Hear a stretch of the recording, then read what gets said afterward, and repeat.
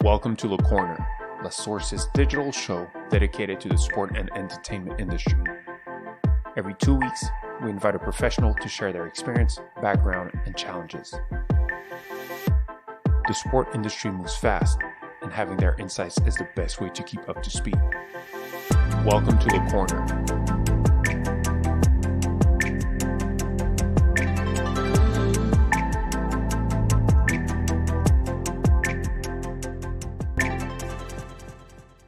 Hello everyone, welcome to National Rugby League International podcast, LeCorner. Today we have the privilege and honor to have Kyle Butch, who is already leading today the Global Sports Venture Studio at RGA. Kyle, how are you today? I'm doing great, JB. Great to see you. It's a bit weird to do this kind of podcast, not in person, but remotely through Zoom or Teams. How do you feel today? We had Thanksgiving over here in the States, so there's a little bit of slowly kind of getting things going and kicking a bit of dust off. But like I was, saying before, we're into that kind of sprint to the end of the year and starting to really think a lot more about what the first couple quarters of next year will be like. So it's good. I like planning ahead and trying to kind of figure out where things are going to go. Cool. Like I said, you're now running the Global Sports Venture Studio. For our audience and for our listeners, maybe they don't know really what it is about. And so just if you can tell us briefly, because you've been in RGA for more than 10 years now, can you tell us a bit more about your background? What is RGA and where you're at today with the GSVS initiative? Yeah, absolutely. So background wise, somebody, went to school in Southern California, kind of was fortunate having been in school kind of right before a lot of internet digital kind of world took off. So came out of school having probably learned a little bit more of a traditional business background and was really lucky in that an alumni of USC who was a few years older than me, a guy named Michael Sterner, was starting a digital agency in Southern California. And I kind of, got pulled into this world of essentially advertising guys who were forward thinking enough to make the leap and kind of transform and lean into digital. And so spent a few years kind of helping to build that company, build some products there. And, all the while was a huge sports fan who was, running my own sports blogs on the side and every way that I could start to play with the tools and apply this passion of sports. And that led me to RGA. And, at the time. When was that, more or less? When was that? This was it was like 2006.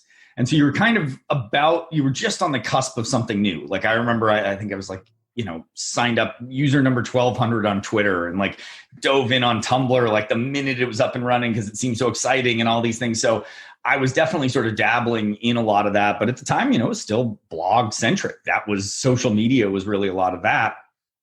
And that helped, I think, bolster my resume in terms of going to RGA, who had this, long-standing relationship with Nike and being able to be the guy who, had that background of working, understanding sport, being able to go kind of build and create things. And at the time, RGA now is what? It's not a media company, but how would you describe it? We describe ourselves as kind of an innovation company. The reality is it's sort of hybrid of, roots in more digital agency and actually going back to commercial film production, moved into more traditional advertising. So, all of the sort of media, the creative side, technology side. And then so the digital space as well. Yeah, more digital. It's kind of funny because for a while there we did some ads. We did some Super Bowl ads for Beats by Dre. And now it's like, well, I mean, you're shooting something. It's probably going to end up on YouTube more likely than it's going to end up on TV at this point. And so those lines started to really blur. At the same time, we pushed into consulting practice as well. And I think that was, really around the kind of innovation side of consulting and the way that brands had to evolve to be more functional in that digital world. And lastly, about 7 years ago, started to build a ventures practice within RGA. And that was, I think, less about the VC investment side, though we are making investments and I think have moved a bit more in that direction. But at the time, I think it was more looking at all the corporate partners and clients that we had who knew they needed to get more involved in how they engage the startup ecosystem, be it through, M&A and investment, or just, hey, these tools, these technologies are going to disrupt and upend our industry. How can we be out in front, seeing more of that, figuring out the right ways to learn and engage that? So that, like I said, was, about 7 years ago. And we've sort of continued to evolve our model and been fortunate to work with a number of corporate partners. One of the first being the Los Angeles Dodgers, which led to a lot of where we are now in terms of that global sports venture studio. Yeah, before we jump onto the sports side, and I will go back to the Dodgers as one of the first incubator or accelerator, and I will come back to that. But I like the journey of RGA where you said it's about consultancy first, and then we also realized that as part of innovation strategy, they were trying to understand a bit the venture side of things, like the VC world, but also the M&A, and how you can also anticipate trends or acquire some assets or different technologies that are there to actually help you boost your core value. I would like to understand a bit better how you see that as well for sports. I mean, RGA Ventures, what exactly do you do? Is it like strategic intelligence or business intelligence to understand one market? Is it purely financial in terms of like M&A, or is it also to help different companies? And because we're working in the sport industry, is it to help franchises, clubs, leagues, federations to figure out what's coming next and how they can better engage with these kind of stakeholders? What's the core reasons for RGA Ventures actually? Yeah. So, it can vary a bit. And I think, you and I, in working together, have experienced some of this. You have certainly some corporate partners, the Dodgers through their investment group, Elysian Park Ventures, very active investors. And when we're identifying companies for them, it is probably through the lens of, does this make sense as an investment within our overall portfolio and various investment theses? For some other partners, they maybe have that aspiration to get there. You see this a lot. I think honestly, we have a lot of conversations with other pro sports franchises and teams because they've seen what the Dodgers have done. Tucker Kane, the team over there, have done an amazing job in coming in as a Southern California sports fan. The Dodgers were, quite frankly, a bit of a distressed asset. You had one of the greatest kind of storied franchises, and they came in and restored a lot of that and built some great businesses on top. And then there's other partners who, like I said, they aren't totally there yet. Or they may be, thinking about things that maybe start as more something that we can experiment with, but hey, that worked really well. Let's make a strategic investment. Now, other corporate partners outside of sports, we've worked with people like Macquarie, massive, global bank, and those are probably our jobs, probably more that sort of diligent strategic investment. Okay, these are the areas you want to get into. Let's define really what the opportunities are within there. So, okay, sustainability in cities. Okay, where are the areas where you could really play? Oh, okay, here's something that converts air vapor to water in areas where maybe it's a climate or where there's not as much available clean drinking water. Okay, hey, that's an area that's underserved right now, and we see a growing opportunity. So helping to kind of define within macro areas, what are some of those subsets? And is RGA Ventures, like, as a partner, do you just make recommendation, or sometimes do you co-acquire? Like, is the investment on both sides, or? Yes, we will typically make investments with partners. We've made, some ourselves. So you put skin in the game. We put skin in the game, both in the terms of financial capital and what we would describe as creative capital. So you've got RGA with this great lineage of, technology, design, marketing. And if you're a startup who, could benefit from, hey, let me get a team who helped build the Nike Plus platform, or who helped, build a brand like a Beats by Dre. Great. I'm getting this top tier talent to help think about my business for, what are ultimately pretty small investments in terms of what they're giving up, or, compared to some others out there who may really ask for large stakes for what we would say oftentimes is maybe more relationship and financial, but not necessarily bringing those added skills. Okay, cool. And let's go back. I mean, now that we've been having some kind of a big picture around it and what RGA and so the consulting, but also the venture side. But the whole point of this is that, like you mentioned, 2015, you launched the LA Dodgers accelerator program. And we've just had recently Charles from Le Champlain, where they also launched in 2015. So you were kind of the first initiators on the market for an incubator or an accelerator in sports. And so I would like to hear a bit more your side of the story in terms of how did it came together, why the LA Dodgers acceleration program, what was in it, and how did it merge or how did it transform itself almost naturally into the Global Sports Venture Studio? Yeah. So, I think when we started those conversations with the Dodgers and built that, it was really early within sports innovation. And that's, if you think back to 2015, it's a little crazy to think because of how much was happening in other spaces. But as you and I know, there's a number of reasons why sometimes it's not as easy for sports to move as fast. It's also a business that the status quo was doing quite well for a lot of people. And so there wasn't, doing quite well, huh? Well, it's still doing quite well. And so you weren't racing, even though, hey, Netflix is becoming big. I'm not racing to disrupt these billion-dollar media rights contracts to chase a future. That's a huge investment to make. And at the same time, you had seen things like Major League Baseball Advanced Media that turned into BAMTech, that eventually turned into a almost $4 billion acquisition by Disney. You were seeing the seeds of it, right? You were seeing areas, you were seeing early stage startups. Let's face it, back then, technically, things like Fanatics were getting started. We're building as a business that's now obviously a multi-billion-dollar unicorn. And so we pushed into that space with the Dodgers, saw those early days of earlier stage companies and making those kind of investments. And how was it like? 2015, it's not even the infancy. It's the right beginning of sports tech and these kind of initiatives in this new world and trying to figure that out. How did it work out? For you, for the Dodgers, what was the main reasons behind it? So it evolved over the first 2 years of the program. I think the first year was it was these much more early stage companies. It probably skewed more the performance side and the around the coaches. There was, platform Conduct that was like early athlete management platform. And those guys who, were just fantastic out of Halifax, Nova Scotia, big fishing town, but had really built something great. And, there was those kind of things that were very, as if there's one area where sports teams will invest, it's in that talent on the field and how do you make them better, healthier, all that. And then there were things like Appetize, which was early mobile point of sale. Hey, yeah, the future is going to be ordering from my phone in stadiums.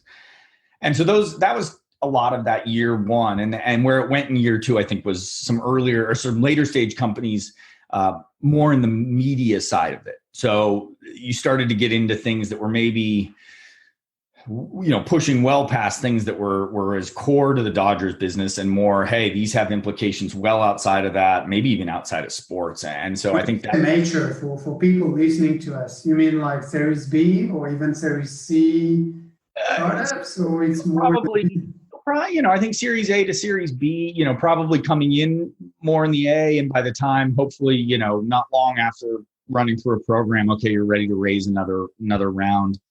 Mm-hmm. So, versus I think some that were, I don't want to say seed or angel, but, always kind of in those, definitely less of the joining a big, huge, round with a ton of other VCs. And so, I think probably more companies that had maybe a bit more of a client base in place, versus ones that were maybe a little earlier, had a couple early stage clients, but were really looking to hit scale. These are ones that are maybe a little further on scaling. But now, again, thinking about other industries they can push into, what's that force multiplier to get them to bigger growth. And so from this, I understand a bit the transformation. And I guess it's also coming from the needs from the Dodgers and their investors, like you say, Legion Park. And you now are leading the Global Sports Venture Studio, where you have Adidas, Levi, Fox. So you have big brands, big sponsors, broadcasters. You also have major leagues like the MLS, the MLB. You have also the Dodgers, which is the franchise. UEFA is also part of it. So Is it like a natural trend, or how would you describe it? Is it because it was taught for the Dodgers alone, or it's because you need these kind of strategic collaborations between these partners to actually maximize the value creation? Or what was the reason behind moving from a pure accelerator model to some kind of a studio model?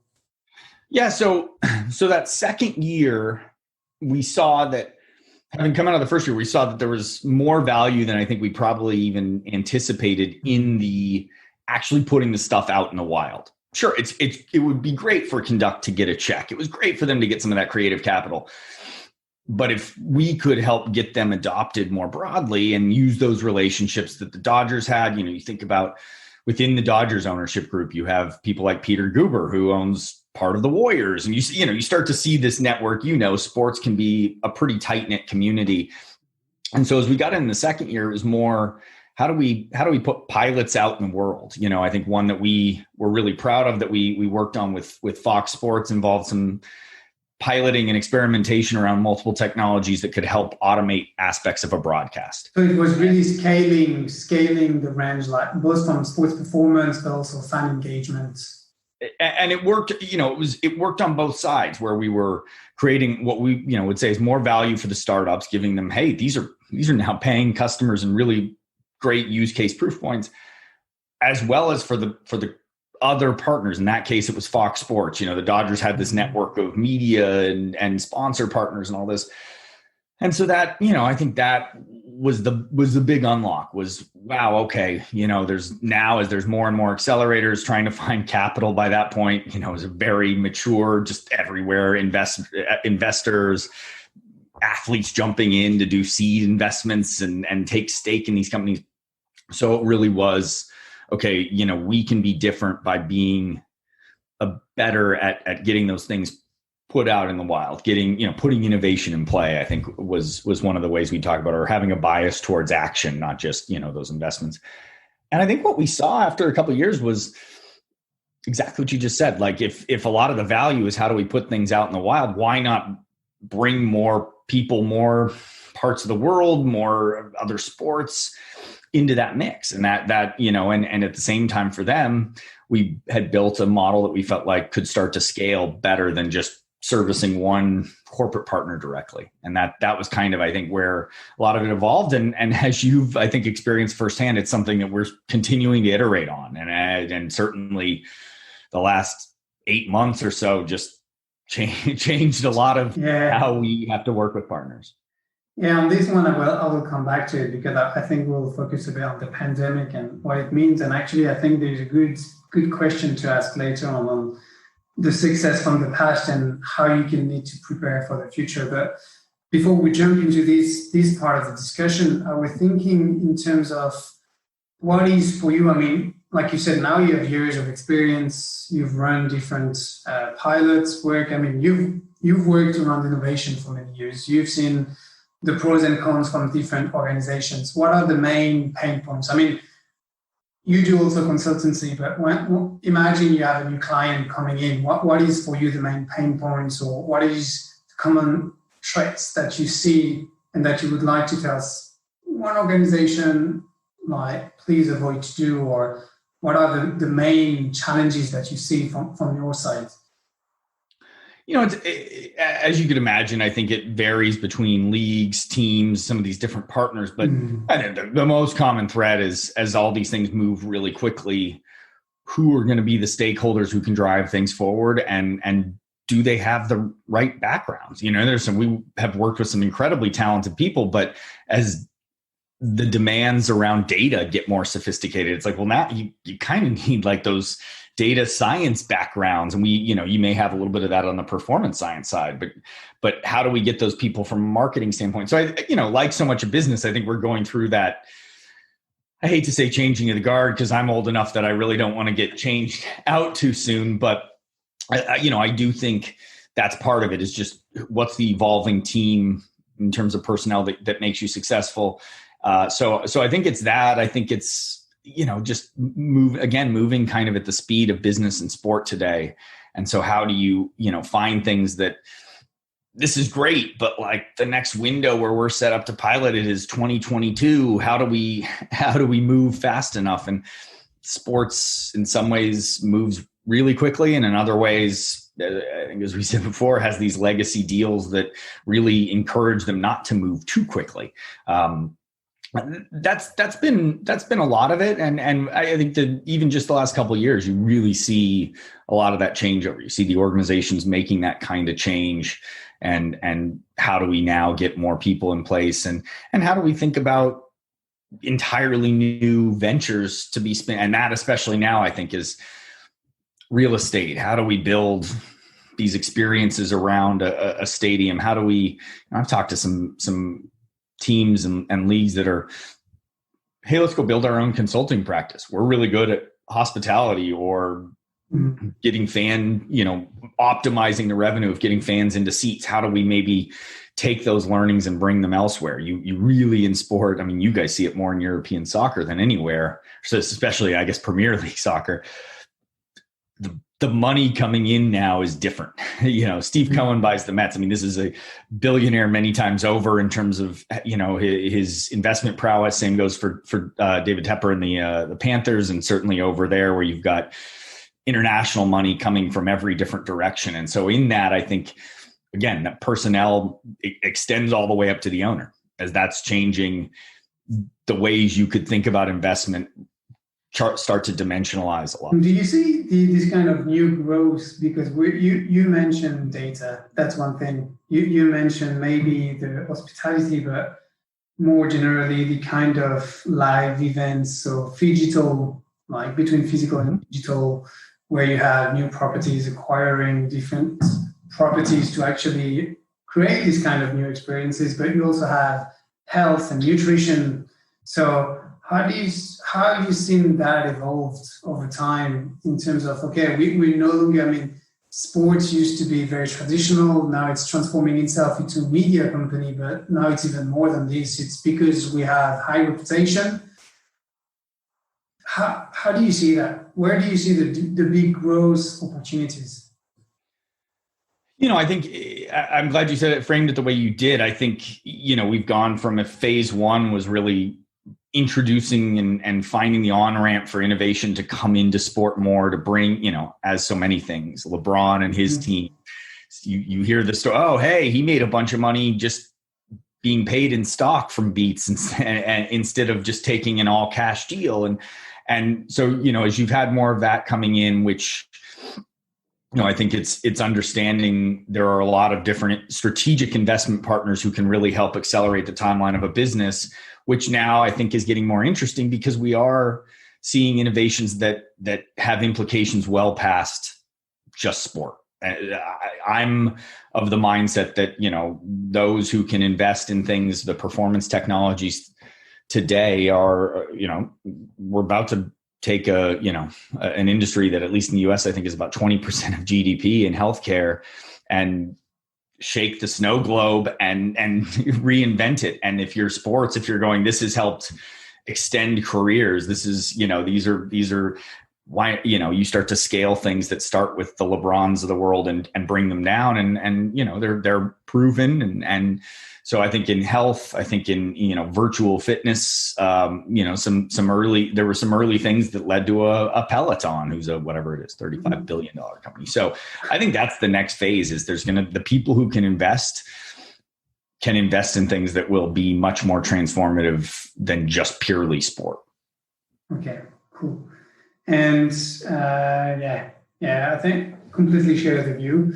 And to go back to another point that we touched upon, and you mentioned the pandemic. For you, one threat, I think, for any industry, and this can be sports or any type of industry, is relying too much on the past successes to make sure you remain within the status quo that you mentioned. And this is the biggest risk, and maybe the biggest failure of one industry, is not to rethink its future just to be successful and just keep what has been doing its success in the past. So for you, how have you seen the pandemic? How have you seen the reaction of the different members of the Global Sports Venture Studio? But where do you see the industry heading? Because at the end, also RGA is as you said, you're very much into consultancy, but also advertisements and into the digital space. And you see this shift in terms of maybe advertisement in the news has been declining for the last 15 years. On linear TV, it's dropping now,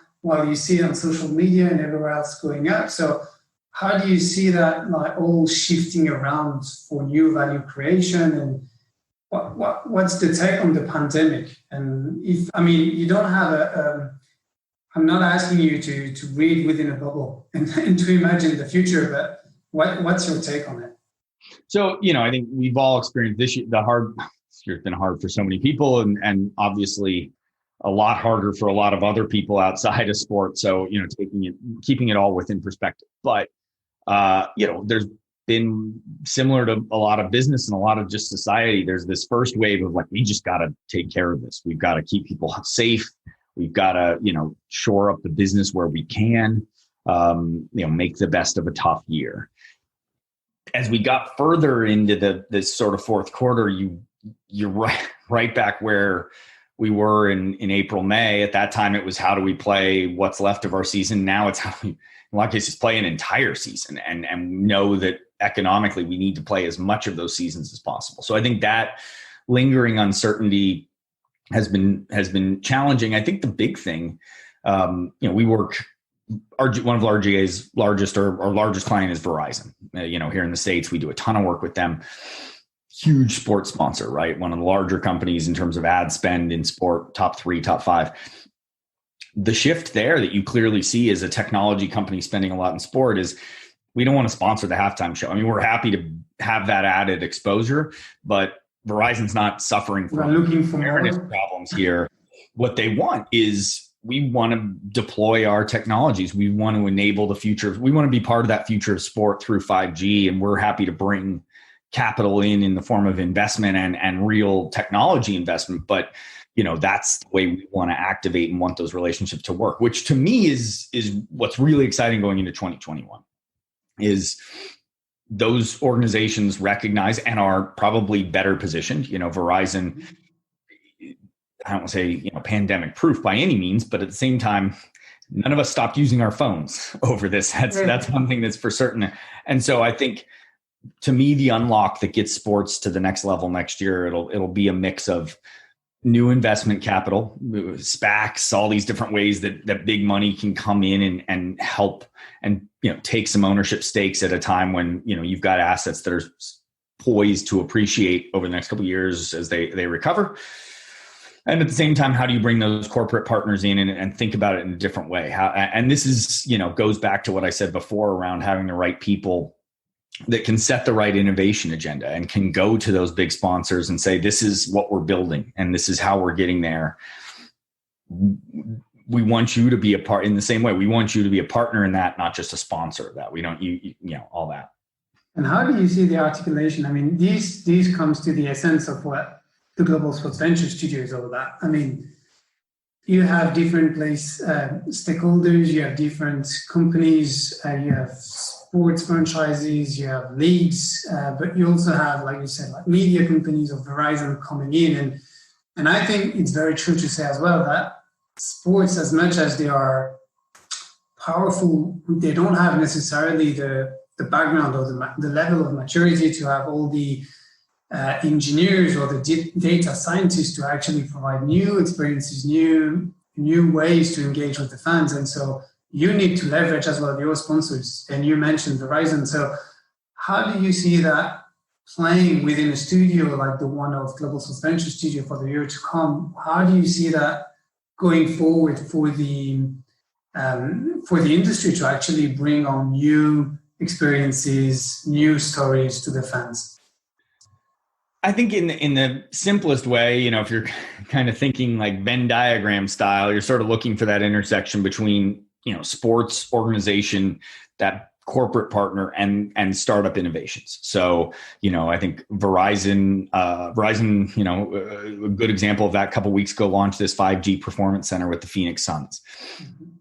Basically, Suns, building a really gorgeous brand new facility, Verizon being there. And what you have is, that Verizon corporate partner, Phoenix Suns and NBA, and startups like Shot Tracker, who are in there, building technologies right into that center, and some technologies that, a platform, Noah, that can literally, you go out and start shooting, and just, you're a player who wants to come in and shoot around at 3 a.m, like Kobe used to.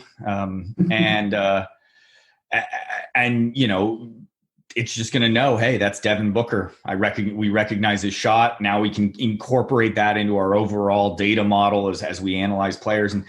And so you get to the end. And for Verizon, this is the power of 5G, that we can be capturing those things in real time. We can have screens that are literally showing a player his data as he's doing it, not waiting to have some analysis that he's going to look at on a tablet 4 hours.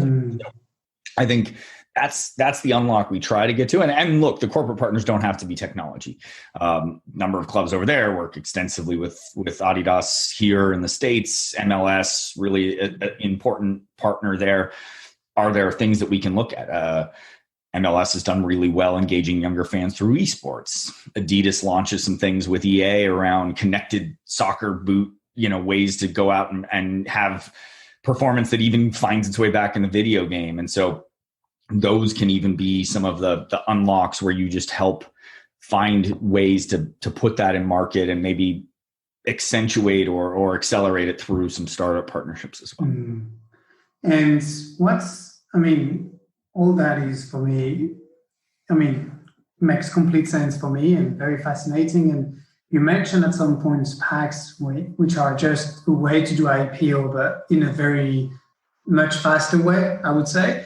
But what's your view on the VC world and actually on the investor side? Because you mentioned that in Europe, obviously, we see them more and more active in terms of buying new assets, new properties, being clubs or other companies, or even doing name deals with leagues nowadays. So what's your take in terms of what's the rationale behind it? How do you see that coming in terms of what are they looking at and what do they want? And actually, it's a bit, maybe after we'll discuss a bit also of the difference you see between the US and Europe, but I would be interested to hear from you on your side in the US. How do you see the VC world playing a new role maybe in the evolution of sports for the years to come? Yeah, I think between VC, like you said, the sort of SPAC idea, which it's so funny how fast this year has moved in certain ways, where, I had some conversations with a lot of the big private equity firms that, you saw this quickly as sport was really getting hit hard, and they were all, raising funds. The leagues were starting to go, hey, we can loosen the restrictions on bringing in more investors. And then within 3 months, it was like, yeah, forget that. We're just going to take some of these companies public. Like, hey, Redbird comes in, looks at ways that they could partner with somebody like Fenway Sports Group in Liverpool. And we just jump right to that. So I think on the bigger investment side, that's certainly part of it, is that you've got all this capital, as we're seeing everywhere, right? Like, the valuations of companies like Amazon keep climbing, even in the face of economic challenges. And so I think that there's that side. I think VC wise, you're starting to see just different ways to differentiate. I think for a while, VCs might have focused, the way you differentiate, maybe the industry you focus on, maybe, but philosophically, a lot of them were just, how do we go get big returns for, venture type investors? Now you see, here in the States, is big part of this is, diversity, equity, inclusion, all of this, or equality, and so you see more and more VCs that are really focused on founders of color, Black founders, female founders. We're working to launch some things within RGA in the next couple of weeks that'll really be focused around how do we create more opportunities for Black founders. We see it within GSVS that too often, we see a lot of companies that are founded by white men. How do we help diversify that? How do we help at the earlier stage levels to make sure that those that a more diverse set of people are empowered? That's one example. I think there's others VC wise that are focusing in on other things around, the impact on say the environment, the impact on, different ways that we contribute more positively to education. And so I think that's that's a big part of it is looking at it and saying, depending on the company, from, if I'm talking to startups, it's really look at the how your values can align with your investor values, and how can you find, if those right strategic partners who see the future the same way and have really honed in, doubled down on specific aspects, specific areas of opportunity. And if I jump on that, what would be the best, for any startup looking for expansion, maybe in the US, like for all the non-US startups that wants to come in the US, what would be the best advices, the key do and don'ts, like out of your mind? Because you've been working a lot with all the startups, you've been engaging a lot with them. What would be the main, I think right now being able to have that POV vision of being able to articulate a strong POV and story around where things are going, and being able to build. So, I think that first and foremost, how you can walk in, it is there now more than ever, there's going to be a good deal of assumptions that any investor has to kind of buy into because of the uncertainty, especially if you're thinking about a startup in sports. You're saying this is really important, but the reality is that, a lot of the organizations within sport may be underwater trying to deal with what we're going through right now. And so while it's promising, it's, and I've talked a lot about this year, there's, I think, a lot of opportunity there. The time horizon's the part I'm not sure about. Is it really is the sweet spot going to be earlier in 2021? Is it going to be later? Is it one of those years where you go, hey, let's make sure we raise enough to get to 2022 when the hopeful, more reset type moment comes, more the vaccine is out there, more ability to bring people into stadiums. You would even maybe advise some of the startups to have some, not wait and see, because I guess startups are just like, it's a 24/7, it's survival mode. But yet from your own perspective, you feel like the sports industry is a bit not prepared, but not in capacity to actually engage or fully interact and leverage the use of different startup solutions or new technologies, because they need first, like you mentioned, like kind of protect their ecosystem, make sure they survive the pandemic.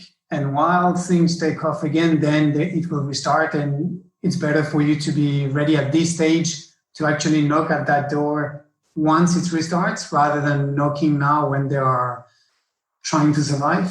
Is that what you? Yeah, or I think going back to some of what we were saying as far as the different types of money, that are coming in from different sources, and so how do you, kind of identify where maybe more of that is? Which I think part of the good news is, in some cases, not necessarily always having to lean just on the venture investment side. Being able to look at, you read as each new announcement of some new SPAC or some new investment vehicle being set up by people in and around sport come up, each one they're not just doing it to go buy team assets. They're doing it to buy media assets for which the team is really incredibly valuable intellectual property that can then really unlock added value, where you're going, hey, we're going to put $5 million into this, but then we're going to, take Liverpool, and they're going to be one of the first major users or, on the platform. Wow. Okay.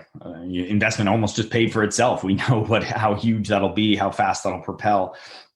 So I think that's a lot of it. I mean, it's not as though there's not going to be dollars there. It's just, they may come from different places than they would have 2 years ago. And so how do you make sure you're going out and getting those, thinking more broadly about the right investment partners, versus maybe a past where it would have been, let's find some VCs that hopefully are strategically aligned, and that should get us through.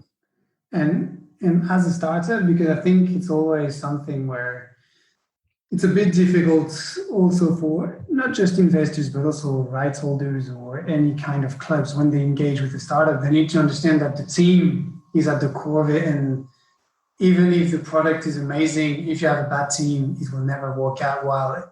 The best would be to have an amazing team and a shitty product because they will turn it into something good, actually. But for you, what are the behind the scenes, or what are the qualities that you're really looking at when you see new startups? Or I know you are also part of the Stadia Venture as an advisor. So when you look at startups, when you look at teams, what's your first approach, or what are the insights or the things you're looking at from a team perspective? I think obviously, it's almost kind of cliche to say, but founding teams are really important, I think. But for me, a lot of it, I remember a friend of mine one time kind of talking about how within the sports startup space, sometimes you have people who maybe started as two diehard sports fans who happen to be roommates in a college dorm, and hey, let's go do this thing. And while it's something that they're really excited about and that they may even be avid users, which, I think that's a good thing when you're starting a company. Go, would I use this? Is that, if nothing else, if I'm building it as something I really want, chances are that there's an opportunity out there. Now, that said, you kind of hit on it. The sports business landscape, it's different than a lot of other areas. There are a lot of existing economic models that you have to navigate. And so the common pitfall I see is somebody coming in and selling something that sounds great, but to actually put it out in the world. An area that we saw a lot of this was sports betting. So many really cool things as a fan. Oh, I'd try that. But then you get into, okay, one, if you can't secure the rights, that's literally make or break. You're really going, hey, if I don't have confidence that these guys can get me in there, then this could completely fall on its face. So, I think those kind of things can be, a lot of where people will fall down a bit is, how do we find the right, are we really dependent on a few intellectual property gateholders or gatekeepers that could make or break this thing, and that making sure that you're aligned with what their business needs and that your product is well positioned to solve those needs, not just something that's great for a fan or an athlete, but that fits into a larger business strategy. Okay, clear. And it's almost an hour. God, it's passing by very quickly. I give these long-winded. Yeah, no, that's cool. No, I'm just thinking about maybe wrapping up a little bit. But as we, like you said, we're about to go in 2021. We don't know what the future holds with the vaccine and all that. But for you, what are the main key trends you're looking at? Or if you were within a club or league or any kind of sports organization, what would be your pieces of advice, or what would you be looking at or taking? Like, I know it's tough for the industry today, but trying to leverage some of the new opportunities that are arising, and what would you be looking at? What would be your advices for anyone in the industry today at a club or league level? So honestly, one of the biggest things for me, I know, everybody's, when's the Netflix of the Premier League coming? When's the, and thinking more and more about these, direct consumer platforms. We have some great ones here in the States, but there's, blackout rules. If I'm a Laker fan in LA, I can't just go get the NBA pass and cut the cord. And so, but what I think in general, and we tell this to clients across business, and definitely it'd be something Nike would point to and say has had a huge deal to do with their success, is this sort of direct to consumer, direct relationship building. One of the metrics that I'll talk about with sports organizations come in, we have 5 million, we have 20 million fans, 100 million fans around the globe. And okay, so what's the average revenue per fan?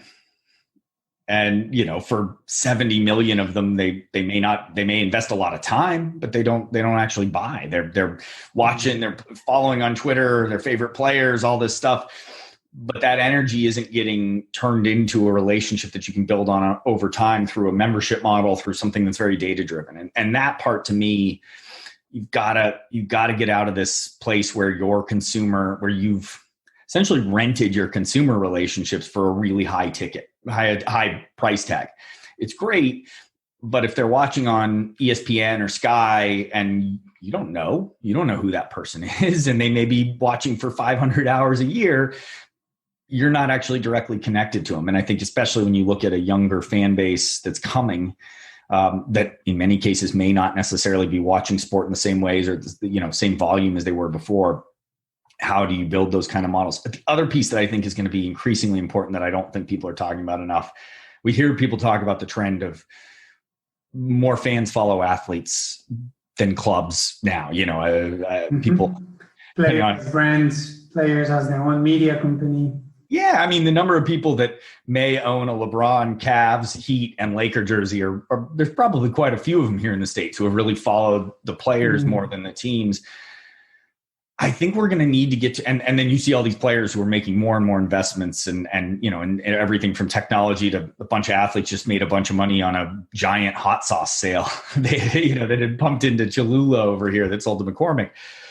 I think you're going to have to find new ways to work with players and teams. And you're going to have to find new ways to kind of create these sort of symbiotic, mutually beneficial relationships.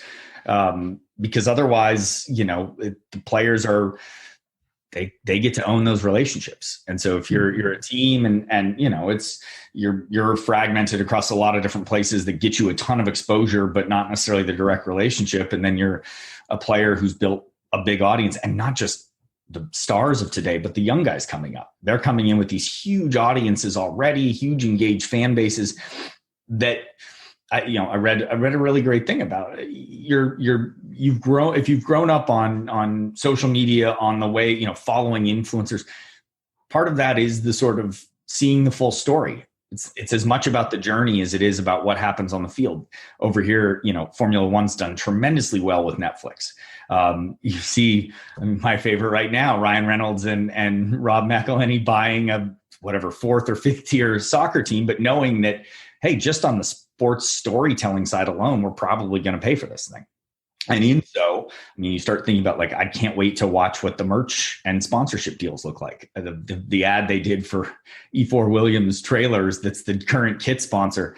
Nothing against E4 Williams. I'm sure it's a thriving trailer business in England. I would bet that the next jersey sponsor is going to be something bigger. And I think you're seeing more and more of that here in Austin. Really, really excited about the rise of, the impending arrival of Austin FC. And so much of that is right now being driven by our Minister of Culture here in Austin, Matthew McConaughey. I talk a lot with James Ruth and some of the team over there. It's like, yeah, you guys kind of have this cheat code. You can do hype videos and McConaughey's doing VO. That's really, and other teams were like, yeah, how do we keep up with that? And so I think you're seeing that change in dynamic. You're seeing different people come in.